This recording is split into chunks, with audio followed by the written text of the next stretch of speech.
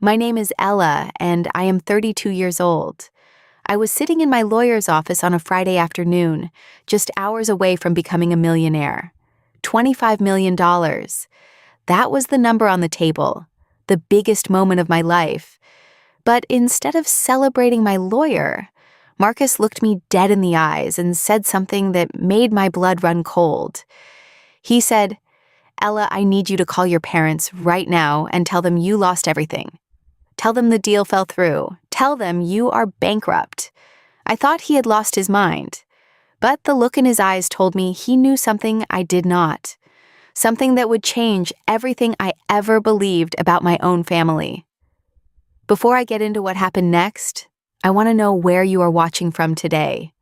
Drop your city or country in the comments below. And if you have ever felt like the black sheep of your family, hit that like button right now. Make sure you subscribe and turn on notifications, because this story has so many twists, you will not want to miss a single moment. Now let me take you back to where it all began. Growing up in the suburbs of Denver, Colorado, I always knew my place in the family. And that place was somewhere in the background, invisible, unimportant. My father, Richard, was 62 years old when everything fell apart. He owned a chain of car dealerships across Colorado, and he never let anyone forget it. Every conversation somehow circled back to his empire, his legacy, his success. My mother, Carolyn, was 59, a homemaker who had dedicated her entire life to supporting my father's vision. She was beautiful, poised, and completely devoted to keeping the peace, even if that peace came at my expense. Then there was Derek, my older brother, 4 years older than me and the golden child from the moment he took his first breath. Derek could do no wrong. Derek was the future. Derek was everything. And me, I was just the girl, the afterthought, the one who would eventually marry someone and become their problem. I remember the first time I truly understood my place in this family. I was 8 years old, and I had just won first place in the school science fair. I had worked for weeks on my project about plant growth and different types of light. I was so proud. I remember standing on that stage holding my blue ribbons, scanning the audience for my parents. My teacher, Mrs. Patterson, was there smiling and clapping. The janitor, Mr. Rodriguez, gave me a thumbs up from the back of the room. But my parents, their seats were empty. When I got home that evening, still clutching my ribbon, I found out why. My father had taken Derek to a football game 3 hours away, a regular season game, nothing special, but apparently more important than watching his daughter receive an award she had worked so hard for. My mother was home, but she barely looked up from her magazine when I walked in. I showed her the ribbon, my eyes bright with hope. She glanced at it for maybe 2 seconds before saying, "That is nice, honey. But you know girls who are too smart sometimes have trouble finding husbands. Do not let this science thing go to your head." I was 8 years old, and I learned right then that my accomplishments would never matter. Not in this house. The years that followed only reinforced that lesson. When Derek turned 16, my father threw him a massive party and handed him the keys to a brand new truck. Fire engine red with leather seats. Derek crashed it within 3 months, and my father just laughed and bought him another one. "Boys will be boys," he said. When I turned 16, I got a cake from the grocery store and a card that my mother clearly bought at the last minute because it said "Happy Birthday, Grandson" on the inside, crossed out with pen. I did not get a car. I took the bus to school every single day until I graduated. And then I took the bus to community college for 2 years before transferring to a university. Because even though I had the grades for a full scholarship, even though I was valedictorian of my high school class, my parents refused to fill out the financial aid forms. They said they did not believe in handouts. Meanwhile, Derek failed out of business school twice, and my father paid his full tuition both times. No questions asked, no disappointment expressed. Just endless chances for the son who could do no wrong. But here is the thing about being overlooked and underestimated your entire life. It either breaks you or it builds you. And I refuse to be broken. I started teaching myself computer programming when I was 14 years old. I would walk to the public library after school and spend hours reading every book I could find about coding, about technology, about building things from nothing. The librarian, a kind woman named Mrs. Chen, started setting aside the newest tech books for me. She saw something in me that my own parents never bothered to look for. By the time I was 17, I had built my first app. Nothing fancy, just a simple tool to help students organize their homework. But I sold it to a small education company for $5,000. I never told my parents about that money. I hid it in a savings account and promised myself it was the beginning of something bigger. When I finally got into MIT, my father's only response was, "Well, make sure you come back when you are done. Your brother is going to need help running the dealership someday. Not congratulations. Not, I am proud of you." Just a reminder that my purpose was to support Derek. Always Derek. I left for Massachusetts with 2 suitcases, $300 in my pocket, and a fire in my chest that nothing could extinguish. I was going to prove them all wrong. I was going to build something so big, so undeniable, that even they would have to acknowledge me. I graduated from MIT summa cum laude with a degree in computer science. I was recruited by Google straight out of college with a starting salary that would have made my father's jaw drop. But I never told him. I never told any of them. Because by then I had learned that sharing my successes with my family only gave them ammunition to diminish me. My 5 years at Google were transformative.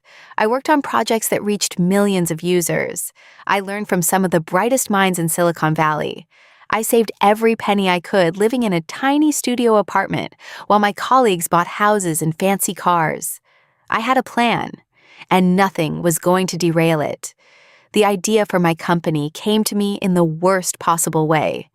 My grandmother, my mother's mother, was the only person in my family who ever truly saw me. Grandma Rose would send me handwritten letters at MIT, telling me how proud she was. She would call me every Sunday just to hear about my week. She was my anchor, my proof that love could exist without conditions. When I was 27, Grandma Rose was diagnosed with pancreatic cancer, stage 4. By the time they found it, there was nothing anyone could do. She was gone within 3 months. I sat by her bedside in those final weeks, holding her hand, promising her that I would do something meaningful with my life. She squeezed my fingers with what little strength she had left and said, "Ella, you are already doing something meaningful. You are being yourself despite everything they tried to make you. Never stop." Those words haunted me after she passed. I kept thinking about how the cancer had been growing inside her for months, maybe years, before anyone caught it. The technology existed to detect it earlier. The data was there, but the systems were not designed to look for it. That is when I knew what I had to do. I left Google 6 months after Grandma Rose died. I took my entire savings, $200,000, and I started a company. I called it ClearScan Medical. Our mission was simple: use artificial intelligence to detect cancer in medical imaging earlier than any human could. Save the grandmothers, save the mothers, save the daughters who were always overlooked. Those first 3 years nearly destroyed me. I worked 18-hour days in my tiny studio apartment, which doubled as my office. I hired 3 engineers, all of them brilliant, all of them willing to work for equity and the promise of something bigger. We lived on ramen noodles and hope. There were nights I cried until my eyes were swollen. Nights I wondered if I had made the biggest mistake of my life. Nights I almost called my parents just to hear a familiar voice, even if that voice had never said anything kind. But I never called, because I knew what they would say. They would say I should have stayed at Google. They would say I should come home and help Derek. They would say I told you so. Instead, I called Marcus. I met Marcus Freeman at a startup networking event during my second year of struggle. He was a lawyer who specialized in helping young companies navigate the legal complexities of growth. He was in his late 50s, with silver hair and warm brown eyes that crinkled when he smiled. He reminded me of what I imagined a real father might be like. Marcus did not see a foolish girl playing at business when he looked at me. He saw a visionary. He saw determination. He saw someone worth believing in. He agreed to represent ClearScan Medical at a fraction of his normal rate. He said he believed in the mission. He said he believed in me. Nobody had ever said that before. Over the next 2 years, Marcus became more than my lawyer. He became my mentor, my confidant, my family. He would check in on me when I was working too hard. He would remind me to eat, to sleep, to take care of myself. When I landed my first major contract with a hospital in San Francisco, he was the first person I called. He cried on the phone. I had never heard a grown man cry tears of joy for me before. And then everything changed. In our 4th year, the FDA approved our software for clinical use. It was a breakthrough that made headlines across the tech and medical industries. Hospitals started calling us. Investors started circling. Our revenue went from $0 to $8 million in just 18 months. Forbes magazine named me one of their 30 under 40 in healthcare technology. I did an interview where I talked about Grandma Rose, about wanting to save other families from the pain of late diagnosis. The article went viral. Suddenly, everyone knew the name Ella and ClearScan Medical. That is when MedTech Global came knocking. MedTech Global was one of the largest medical technology conglomerates in the world. They had the resources to take our software to every hospital on the planet. And they wanted to buy us. $25 million. I sat in the conference room with Marcus, staring at the number on the page, unable to believe it was real. $25 million for the company I had built from nothing, for the dream I had funded with my own savings, for the mission that started with my grandmother's dying wish. Marcus shook my hand and said, "Ella, you did it. You actually did it." And for the first time in my life, I felt like maybe I was worth something after all. The news of the potential acquisition spread fast. Too fast. Somehow it reached Denver before I had a chance to process what was happening. My phone rang on a Tuesday morning. I almost did not answer because I did not recognize the number. But something made me swipe to accept. It was my father. Richard calling me was unprecedented. In the 5 years since I had left Google and started my company, he had never once reached out. Not on my birthday, not on holidays, not when Grandma Rose died, nothing. But now his voice poured through the phone like honey warm and sweet, and completely unfamiliar. "Ella, sweetheart," he said. "How are you? Your mother and I have been thinking about you so much lately." I was stunned into silence. "Sweetheart." He had never called me that, not once in 32 years. He continued, "We saw that article in Forbes. We had no idea you were doing such incredible things. We are so proud of you, honey." Proud. The word hit me like a physical blow. I had waited my entire life to hear that word from him. And now, here it was, dripping from his lips like it was nothing. Before I could respond, my mother's voice chimed in. She had picked up the other line. "Ella, baby, why did you not tell us about all this? We would have been there to support you. You know we love you." Love, support, words I had never heard from them before.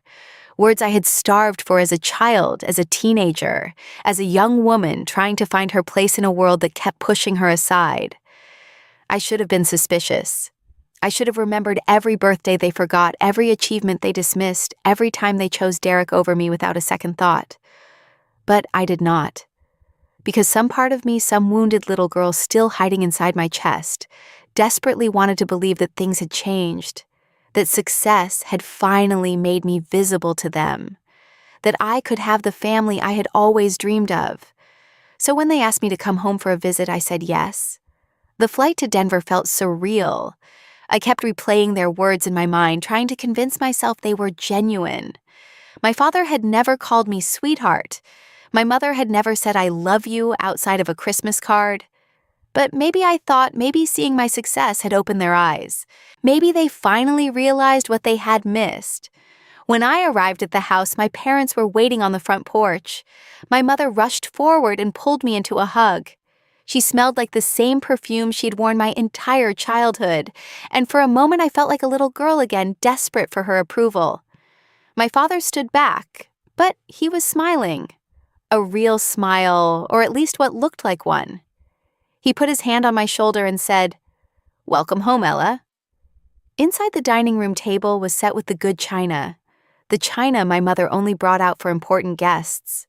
There were flowers in the center of the table and candles burning on either side. For me.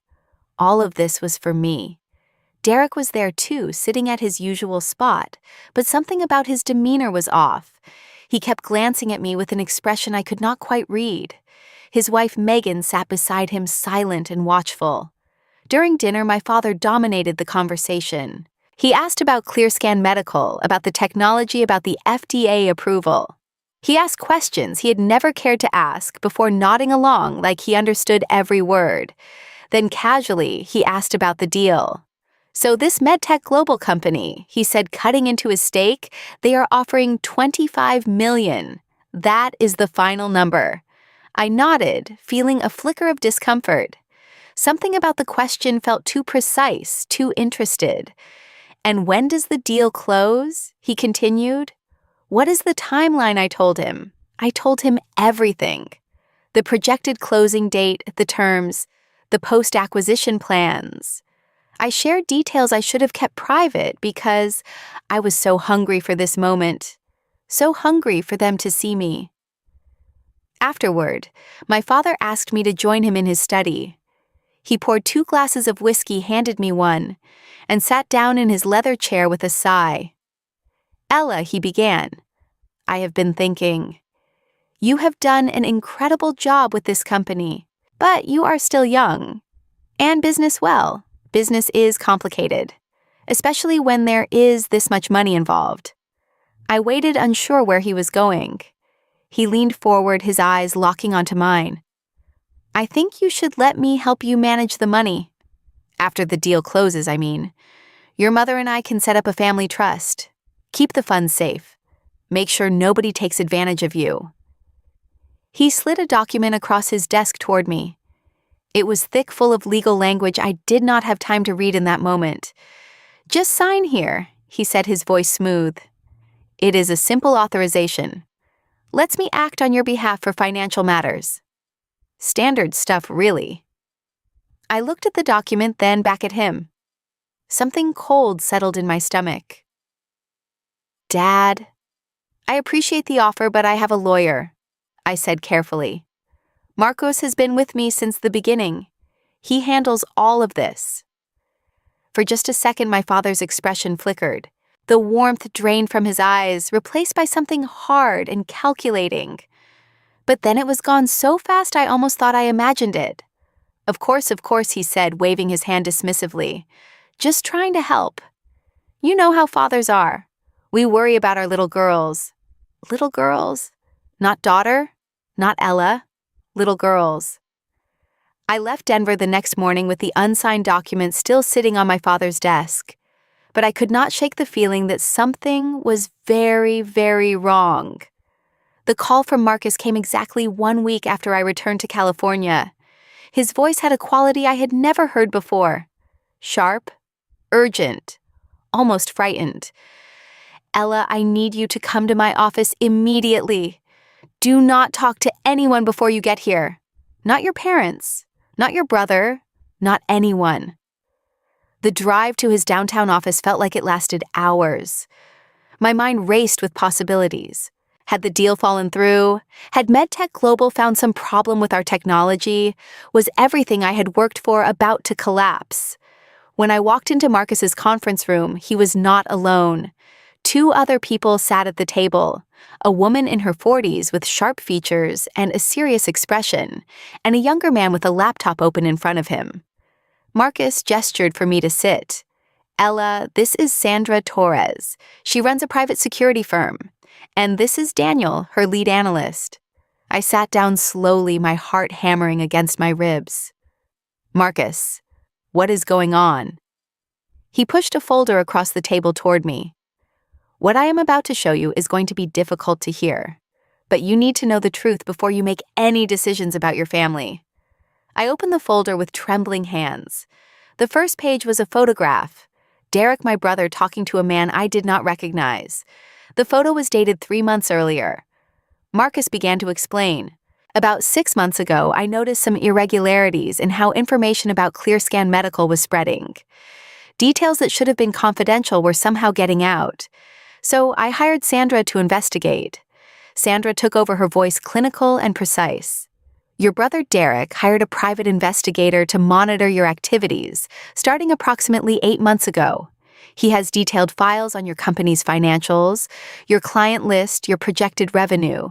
He even knows the exact terms MedTech Global offered. I felt the room spin. Why would he do that? Sandra exchanged a look with Marcus before continuing. 2 months ago, your brother made contact with MedTech Global directly. He introduced himself as a representative of your family and suggested that any deal should include a substantial payment to your parents and himself. The words landed like punches. Derek had tried to insert himself into my deal. My deal. The company I built with my own money, my own sweat, my own sleepless nights. But that is not all, Marcus said quietly. He slid another document toward me. This is a draft lawsuit your father's lawyer prepared. They are planning to sue you after the deal closes. I stared at the document.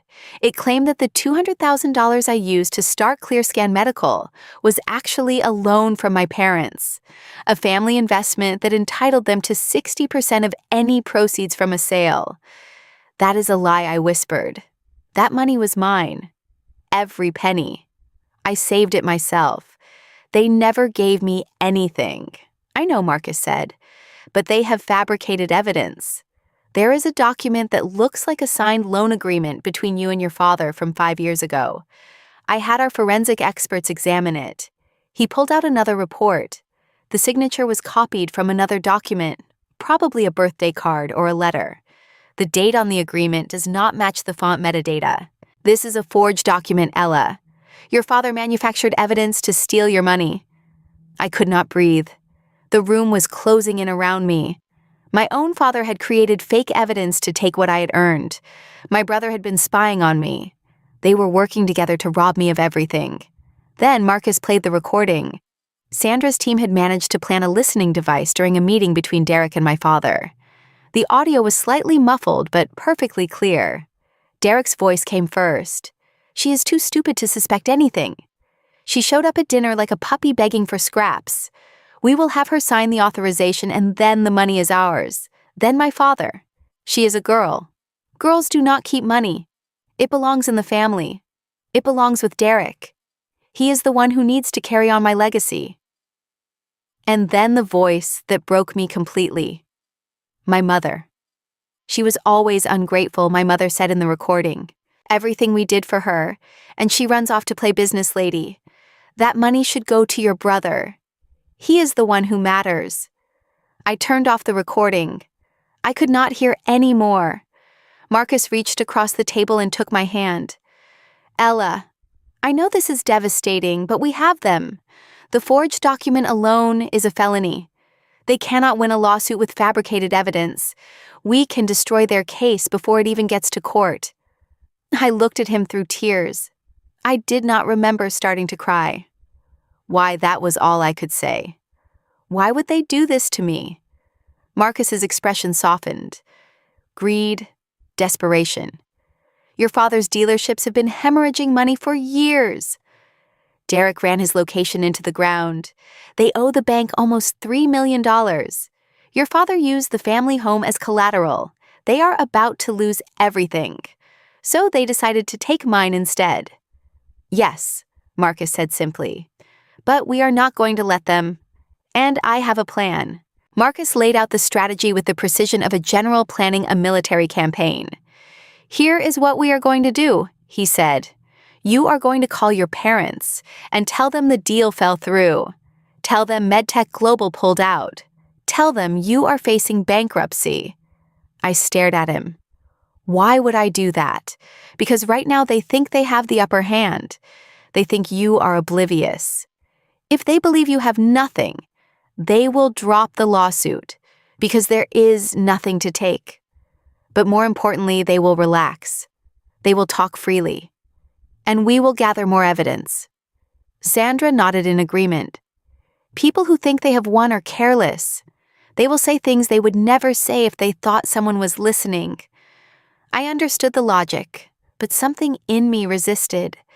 I had spent my entire life pretending to be less than I was, to keep the peace in my family. The thought of doing it again even strategically made my stomach turn. But then I thought about Grandma Rose, about the company I built to honor her memory, about the millions of people our technology could help if I did not let my family steal it from me. "Okay," I said finally. "I will do it." The phone call to my father was one of the hardest things I have ever done. I had to dig deep into my memories of childhood drama performances, forcing my voice to crack at the right moments, injecting just enough desperation to sound believable. "Dad," I began, and I let the word catch in my throat. "Something terrible has happened. MedTech Global pulled out of the deal. They found issues with our technology that they say cannot be fixed. We are done. I have nothing." I paused, waiting for his response. Part of me, that wounded little girl who still lived somewhere inside me, hoped he would offer comfort, hoped he would say he was sorry, hoped he would be a father. The silence stretched for a long moment. Then my father's voice came through flat and cold as a January morning. "I told you so. That was it. No sympathy, no concern. No question about whether I was okay, whether I needed help, whether I had a place to sleep. I told you so. Girls do not belong in business. You should have listened to me." The line went dead. I sat there holding the phone, staring at nothing. Even knowing what he was planning, even with the recordings and the forged documents and all the evidence of his betrayal, some part of me had still hoped. That part was finally mercifully dying. My mother called back within the hour. Her voice was sharp, accusatory. "So there is no money," she demanded. "Nothing at all. Nothing I confirmed. I might have to declare bankruptcy." She sighed heavily. "Well, I suppose that is that. Do not expect any help from us. Your father is very disappointed." Click. Derek's call came that evening. Unlike my parents, he did not even try to mask his satisfaction. "Always thought you were so much better than everyone, little sister." He laughed, a cruel, mocking sound. "Look at you now," the big businesswoman flat on her back. "Maybe now you will come home and actually be useful. Help me with the dealership like you were supposed to." I let him talk. I let him gloat. I let him reveal exactly who he was. And I recorded every word. Over the next 2 weeks, my family forgot I existed. Not a single follow-up call to check on me. Not a text message asking if I needed anything. Their concern had been entirely transactional, a means to access my money. When the money disappeared, so did they. Meanwhile, Sandra's team was busy. They documented every phone call Derek made, every meeting my father took with his lawyer. They uncovered emails discussing how to transfer assets out of my reach. They found records showing that Derek owed gambling debts on top of his business failures. The evidence mounted into an airtight case. My family was not just greedy. They were desperate, and desperate people make mistakes. The biggest mistake came when my father emailed his lawyer a revised version of the forged loan agreement along with detailed instructions on how to make it look more authentic. Daniel flagged the email immediately. "They sent it over their regular email server," he said, shaking his head in disbelief. "Not even encrypted. They genuinely did not think anyone would ever look." Marcus smiled grimly. "We have everything we need. Now it is time for you to decide what you want to do." I looked at the stack of evidence on the conference table. Years of proof that my family had never loved me, that they had only ever seen me as a tool to be used and discarded. "I want to face them," I said. "I need to look them in the eyes and show them they did not win." I called my father and told him I wanted to come home. I said I needed to apologize for my failures and ask for forgiveness. I made myself sound broken, defeated, exactly what they wanted to hear. He agreed to see me, his voice carrying that smug satisfaction I had come to recognize. "I suppose we can find time for you," he said magnanimously. Family is family after all. The flight to Denver felt different this time. I was not the hopeful daughter seeking approval. I was not the naive businesswoman about to be manipulated. I was a woman who finally understood exactly what she was dealing with, and I was done being underestimated. When I walked into my childhood home, I was wearing my best business suit, black-tailored powerful. My mother's eyes widened slightly at the sight of me. This was not the broken, humble daughter she expected. The whole family was assembled in the living room. My father in his leather armchair looking like a king surveying his domain. My mother perched on the sofa, her face a careful mask of concern. Derek sprawled in his usual spot, not even bothering to hide his smirk. Megan sat beside him, looking uncomfortable. I remained standing. I did not want to be on their level. Ella, my father began. We were worried about you. Are you okay? The concern in his voice was as fake as the document in his desk drawer. No, Dad, I said calmly. I am not okay, and neither are you. I saw confusion flicker across his face. Excuse me, I know everything. The words hung in the air like a held breath. I watched their expressions change. Confusion to uncertainty, to the first flicker of fear. I know about the private investigator Derek hired, I continued. I know about his attempts to insert himself into my deal with MedTech Global. I know about the lawsuit you have been preparing. And I know about the forged loan agreement sitting in your desk right now. My father's face went pale. Derek shot to his feet. You are lying. Am I? I pulled out my phone and played a section of the recording. Derek's voice filled the room. She is too stupid to suspect anything. The blood drained from my brother's face. And this one. I played my mother's voice. That money should go to your brother. He is the one who matters. My mother's hand flew to her mouth. Her perfectly maintained composure cracked. I put the phone away and faced my father. All my life I tried to earn your love. I tried to make you proud. I thought maybe if I worked hard enough, achieved enough, you would finally see me as someone worth caring about. My voice was steady, but I could feel the emotion building beneath my words. But you never saw me. You never wanted to. I was just the girl, right? The inconvenience who should have known her place. Richard, my mother whispered, her voice strangled. Do something. My father tried to rally. Now listen here, he blustered. Whatever you think, you know you are wrong. We are your family. We have always supported you. Supported me? I laughed, and the sound was sharp. When I won the science fair, you took Derek to a football game. When I got into MIT, you told me to come back and work for my brother. When Grandma Rose died, you did not even attend the funeral because it interfered with a dealership sale. But this, I gestured at all of them.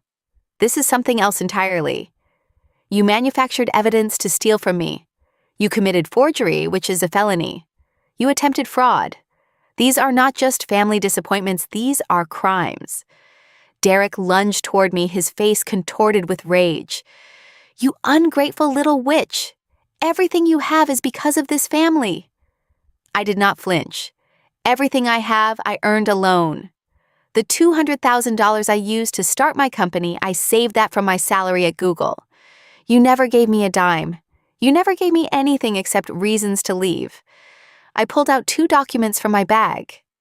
Here is what is going to happen, I said, placing them on the coffee table. These are legal affidavits stating that you have no claim to any assets of ClearScan Medical or any proceeds from its sale. You are going to sign them, all of you. My father laughed, but the sound was hollow. And if we do not, I looked at him evenly.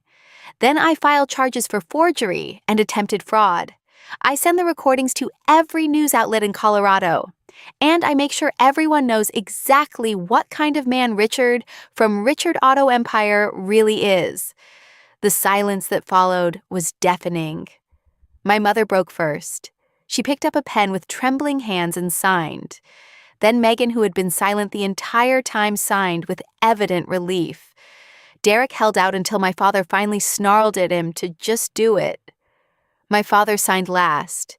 His hand shook as he scrawled his name. I collected the documents and put them back in my bag. Then I took one last look around the house where I had grown up feeling invisible. I will not be coming back, I said quietly. I hope someday you realize that the money you were so desperate to steal would not have saved you anyway. Derek would have gambled it away. The dealerships would have failed regardless. Your problems were never about money. They were about character. I walked toward the door. Ella, wait. My mother's voice cracked. We are still your parents. Does not that mean anything? I paused with my hand on the doorknob. I thought about all the birthdays forgotten, all the achievements dismissed, all the moments when I had needed a mother and found only indifference. It meant everything I said softly. That is why this hurts so much. I opened the door and walked out into the Colorado sunshine. I did not look back. The deal with MedTech Global closed 2 weeks after my confrontation in Denver. $25 million. After taxes and legal fees, I walked away with just over $18 million. Marcus refused to accept any bonus beyond his standard rate. You are the one who built this, Ella, he said during our final meeting at his office. I just helped protect it. I stood up and hugged him, something I had never done before. You were the father I never had, I told him. I do not know how I would have survived this without you. He hugged me back, and I felt his tears on my shoulder. You would have survived, he said. You are a survivor, Ella. But I am glad I could be here for the journey. I gave bonuses to every employee who had been with ClearScan from the early days. The 3 engineers who had believed in me when we were working out of a studio apartment each received $500,000. They had taken a risk on my vision, and I wanted them to know that loyalty was worth something. Then I began the hardest part of my journey, the healing. The first few months after everything happened were brutal. I had won objectively speaking. I had my money, my freedom, my vindication. But I also had a wound that no amount of success could heal. I found a therapist named Dr. Angela Patterson. She was a warm woman in her 60s who specialized in family estrangement and childhood emotional neglect. Sitting in her office every Tuesday afternoon, I finally let myself grieve. Not for the family I had lost, but for the family I had never really had. You are mourning the parents you deserve, Dr. Patterson told me during one of our sessions. The ones who should have celebrated your science fair. The ones who should have cried with joy at your MIT graduation. The ones who should have been in the front row for every milestone of your life. I nodded, tears streaming down my face. I kept hoping they would become those people, even when all the evidence showed me who they really were. And now you know, she said gently. The hope kept you connected to them, but it also kept you hurting. Letting go of that hope is not giving up on love. It is making room for the love you actually deserve. Slowly, painfully, I began to rebuild. Not my bank account or my career, those were fine, but my sense of self, my understanding of what family could and should be. I bought a small house on the California coast about an hour south of San Francisco. It had 3 bedrooms, a garden, and an ocean view. For the first time in my life, I had a place that was entirely my own. No memories of forgotten birthdays or dismissive comments, just mine. I started volunteering with a local organization that helped young women from difficult backgrounds get into STEM fields. Every Saturday morning, I would sit with teenagers who reminded me of my younger self, bright and determined, but convinced they did not matter. I tried to be the voice I wish someone had been for me. And I started writing. At first, it was just journal entries processing my emotions. But gradually it became something more. A memoir about growing up invisible, about building something from nothing, about the difference between family by blood and family by choice. 8 months after the confrontation in Denver, I received a letter from Marcus. He had included a newspaper clipping from the Denver Post. Richard Automotive Empire files for bankruptcy. The headline read, Owner Richard faces personal debt crisis. The article detailed how the dealership chain had collapsed after years of mismanagement and mounting debt. My father had been forced to sell the family home to cover his obligations. Derek's gambling debts had apparently contributed significantly to the crisis. I read the article twice, waiting to feel something. Satisfaction maybe, or vindication. Perhaps even sadness. But I felt only a distant hollowness, like reading about strangers in another country. I threw the clipping away and went for a walk on the beach. The sun was setting over the Pacific, painting the sky in shades of orange and pink. Somewhere behind me, my past was collapsing under the weight of its own failures. But in front of me, the horizon stretched endless and full of possibility. 3 months later, I received another piece of news. Derek had divorced. Or rather, Megan had divorced him, taking full custody of their 2 children. She had apparently reached out to a women's shelter after years of emotional abuse. She was starting over just like me. I thought about reaching out to her, but decided against it. We were both healing, and sometimes healing is best done separately. I never heard from my parents again. No calls on my birthday, no messages at Christmas, nothing. And you know what? That was okay. Because I had finally learned that silence from people who do not love you is better than words from people who only want to use you. That family is not about blood or obligation. It is about choice. It is about the people who show up consistently through good times and bad. Marcus and his wife Linda invited me to Thanksgiving dinner that year. I sat at their table surrounded by their grown children and grandchildren, and I felt more at home than I ever had in Denver.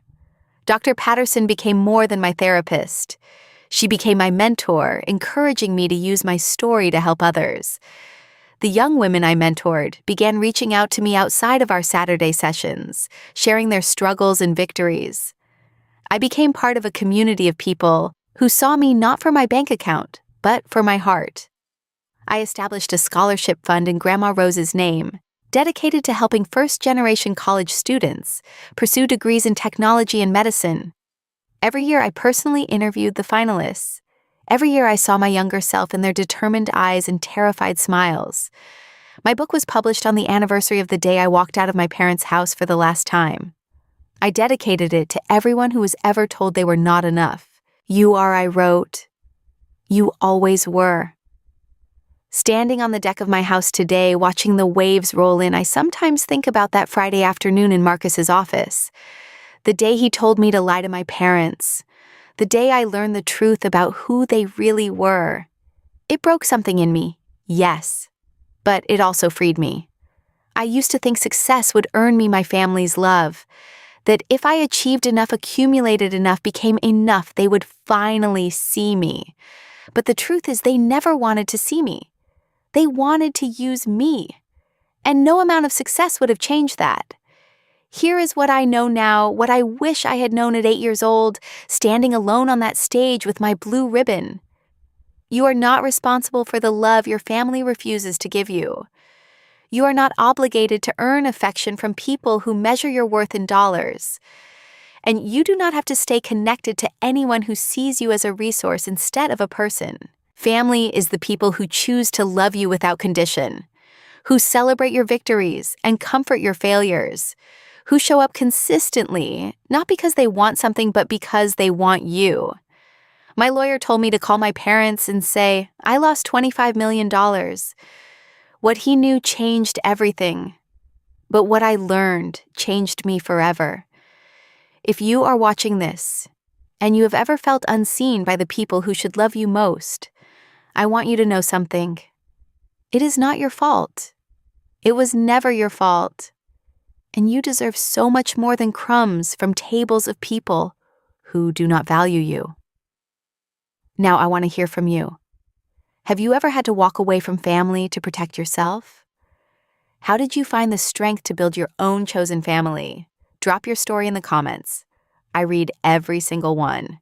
If this story touched you, please hit that like button and share it with someone who needs to hear it. Subscribe to this channel and turn on notifications so you never miss a story about strength healing and finding your own path. Thank you for spending this time with me today. Wherever you are in your journey, I hope you find people who see you, love you, and choose you. Not for what you can give them, but for who you already are. Take care of yourselves, and remember, you are enough. You always were.